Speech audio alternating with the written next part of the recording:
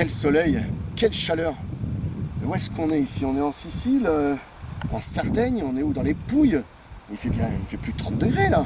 Il fait plus de 30 degrés, mais tu es en pays nantais, dans la vignoble du Muscadet et principalement le Muscadet Côte de Grandlieu. Alors, en Côte de Grandlieu, en Muscadet, il fait plus de 30 degrés. Exactement. C'est pas le cas partout en France pour l'instant, mais en tout cas ici pour l'instant, le soleil a décidé de venir chez vous. Exactement. Alors tant qu'à venir en Côte de Grandlieu et dans cette région de Muscadet qui est bien particulière, moi je vais pas voir n'importe qui, je vais voir déjà un gars que j'ai vu plusieurs fois, on s'est déjà rencontré plusieurs fois. J'ai goûté ses vins, il fait des choses vraiment originales, dont un Muscadet qui reste combien d'années en cuve? 10 ans.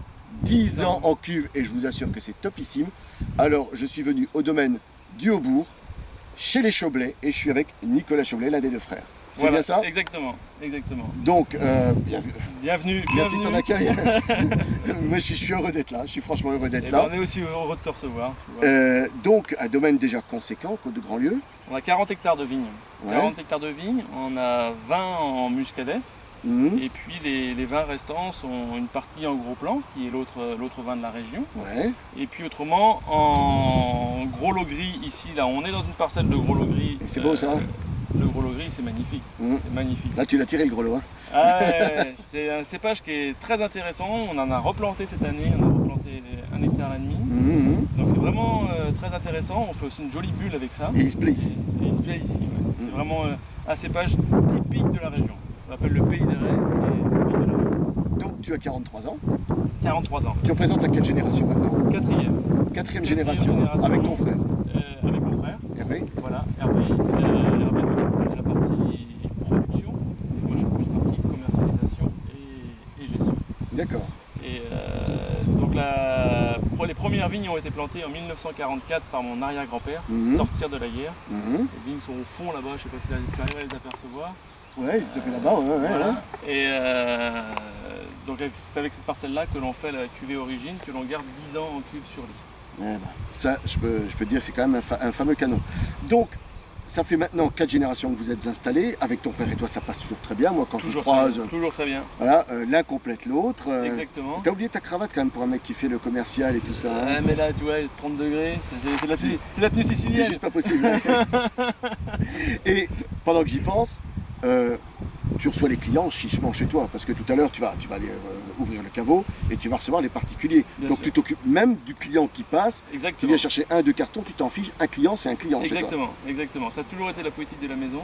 Mon père faisait que de la vente particulier. Moi j'ai développé la partie export, la partie caviste, restaurant et tout ça. 40 hectares il faut. Hein. Mais le particulier représente quand même 35% chez nous de la vente. Quand même. Donc c'est pas négligeable. Quoi. Bouteilles, bibes, etc. Bouteille et bibe, ouais, voilà. En ce qui concerne ta culture, moi j'ai été étonné parce que t'es pas bio. On n'est pas en bio, on est certifié Terravitis. Terravitis, mais je constate quand même que le travail, si la caméra peut suivre, tu fais un travail du sol. On travaille le sol, ouais, de plus en plus. Ouais, Je vois ici c'est du petit liseron ça. C'est du liseron, ouais. Ça c'est toujours embêtant, mais on arrive quand même à le contenir. Ouais, c'est chiant, il faut le gratter. On arrive à le contenir quand même. Il suffit de le gratter, donc je vois que tu travailles le sol. Voilà. Donc c'est bien, ça aère le sol, ça permet de respirer notamment quand il fait chaud et sec comme ça. Exactement. On fait de l'effeuillage, on est en vigne palissée, on essaye de travailler. Tu as mis des ressorts ici voilà, ouais, ça, sur ton palissage. Pour le palissage, ouais, donc ça évite d'avoir des fils qui se cassent la gueule et les vignes qui partent dans tous les sens. Exactement, on essaye de faire ça pour le mieux, tu vois, et un peu comme un jardin. Quoi. 40 hectares en bio, si tu veux démarrer, ça va impliquer à la fois, je vais dire, une demande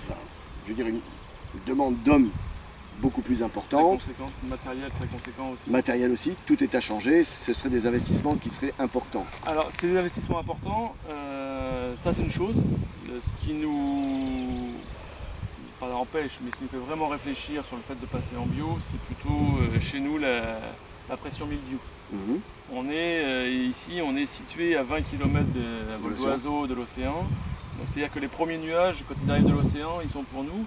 Et on a souvent l'été quand même une pression assez chaude et humide. Ce côté un peu temps orageux qui n'est pas orageux. Voilà, et ce qui favorise quand même malgré tout le champignon. Et on voit bien les collègues qui sont en bio actuellement, c'est leur gros point noir, quoi, si tu veux.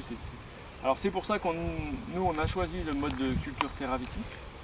On essaye d'avoir une réflexion à tous les niveaux une réflexion environnementale Mhm. et du respect du terroir et du végétal, mais on ne s'interdit pas de faire éventuellement un petit traitement contre le mildiou parce qu'on n'a pas... C'est celui que tu fais au printemps en général. Voilà, exactement. Mais après, tu fais des trucs genre insecticides, ce genre de saloperie-là? Non, on met des racks, là, des capsules de phéromones pour faire De changer les- confusion sexuelle. Voilà. Ouais. D'accord, donc la confusion sexuelle, c'est qu'on met simplement des odeurs, des phéromones qui vont désorienter Voilà. les insectes mâles à la recherche de femelles, donc ça va les désorienter, les fatiguer, les épuiser. Exactement. Et- Ouais. Heureusement que ça n'existe pas chez nous, cette affaire. Hein. Oui, pas plus mal. Ouais. Alors, la bouteille, Ici, on va goûter ici le pavillon 2017. Alors, le nom du pavillon, le nom du pavillon provient de... ça provient de quoi? Une petite tour qui est juste là-bas, je ne sais pas si on va réussir à la Ouais, voir. on va pas la voir, mais Mais voilà, on la qui- devine. C'est Qui est un ancien pavillon de chasse qui appartenait à un château juste à côté Mhm. et qui a donné le nom à la parcelle en fait. D'accord. Donc voilà, ici on a 17 hectares d'un seul tenant de vignes Ouais. ici qui toi nous appartient. C'est toi le patron ici. On est le patron, on est chez nous, mais voilà, c'est pour ça qu'on a aussi choisi le nom de cette cuvée là sur la bouteille. Là, c'est du Sauvignon que tu as mis à côté. Voilà, là on a mis du Sauvignon. Tu as mis du Sauvignon, ouais. Et là, par contre, Sauvignon blanc, et là c'est que du muscadet. c'est que du Muscadet. C'est que du muscadet. C'est de la là-bas, vieille c'est vigne, du apparemment. Hein. Oui, on est sur des vignes ici de 40 ans. J'allais dire quarantaine d'années. 40 ans, ouais. En plein dedans. 40 ans. Et ici, nous, là, on est vraiment à la proximité de Nantes. Ouais. On est dans la communauté urbaine de Nantes. Ouais. Donc, Nantes est à combien d'ici? Une dizaine de kilomètres? Ouais, c'est ça. Ouais. Une dizaine de kilomètres. Mhm. Mais bon, on a les bus et tout pour aller à Nantes, les trains et tout. Et on a voulu créer ce bel îlot de vignes pour pouvoir travailler tranquillement, pas être perdu dans les lotissements et dans les maisons. T'as les chemins, t'as tout ce qu'il Voilà, faut, tout, t'es bien. tout est entretenu et voilà, on essaie de faire pour le mieux. Alors pour deux petits mecs du Muscadet, vous êtes quand même présents sur pas mal de pays à l'export. On fait 50% de notre vente à l'export. Dans quel pays Alors, essentiellement? sur l'Europe, le plus gros pays, ça va être l'Angleterre. Ouais. On travaille aussi sur l'Irlande, un petit peu sur la Belgique. Mhm. Et puis aussi sur les pays nordiques, un petit peu la Suède, la Norvège, tout ça. C'est vrai qu'avec le saumon, Exactement, Mhm. exactement. Et autrement, on travaille avec le Canada et les États-Unis. d'accord. Vous démerdez quand même pas mal, hein? Et ben on essaye. Quand les produits sont bons, c'est facile à vendre. Et on vous rencontre sur salon, tout de suite vous êtes là, comment vais-je dire, vous faites votre boulot franchement avec beaucoup de sincérité, beaucoup de chaleur, beaucoup, j'ai envie de dire, d'humanité. Et moi c'est ça qui m'a donné envie de venir te voir, et puis tout se ressent dans le vin, quoi. Il y a de la sincérité, Exactement. il y a de l'humain, il y a tout ça. Exactement, on n'est pas là pour tricher. C'est un produit convivial, c'est un produit de partage. Moi j'aime bien partager le vin avec mes amis, donc si tu veux, ça fait déjà une sélection. Je trouve aussi. Dis-moi maintenant, bon, vous avez 40 hectares, ton frère et toi. Vous avez développé une gamme de vins très intéressante, Muscadet, il y a Origine, il y a le Pavillon, il y a des vins de pays rouges, moi si je me trompe, Voilà, il y a du rosé, du blanc, en rouge, tu as du Merlot, J'ai Gamay, Merlot et Cabernet. voilà. Donc vous avez développé tout ça avec des étiquettes que je trouve en plus pas mal foutues. C'est quoi votre prochaine ambition, votre prochaine envie? Parce que vous bossez Terravitis, des ressorts ici sur les fils de palissage. Donc, je trouve qu'il y a de la qualité. Donc la qualité, on y est. Maintenant, s'il y avait une nouvelle ambition, une nouvelle envie. Alors une nouvelle ambition, ça serait d'un point de vue production, c'est pas de s'agrandir. Parce que déjà nous, ce qu'on veut, c'est travailler nos vignes et faire les vins que l'on aime. Mhm. Travailler nos vignes, si on pouvait vraiment le faire comme un jardin, tu vois, Mhm.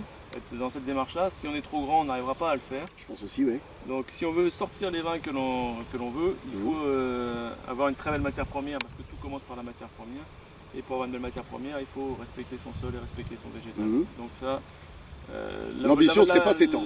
L'ambition n'est pas de s'étendre, l'ambition est toujours d'avoir une réflexion, si tu veux, à tous les stades pour pouvoir essayer de progresser, pour pouvoir essayer de chercher le petit plus qui fait que le vin est grand. Mhm.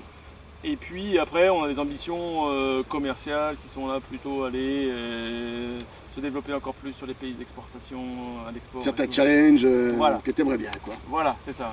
Donc être plus présent à l'export. Et puis je me rends compte que vous avez une envie plutôt de marcher pas à pas plutôt que courir pour aller n'importe où. Exactement, Mhm. exactement. Donc- Ça, c'est la sagesse des 4 générations. ça. Ouais, peut-être bien. Mais il y a une chose qu'il faut dire, c'est que quand on vient en Muscadet, la chose qui m'a étonné, c'est que franchement, on a l'impression qu'il y a un véritable tourisme du vin.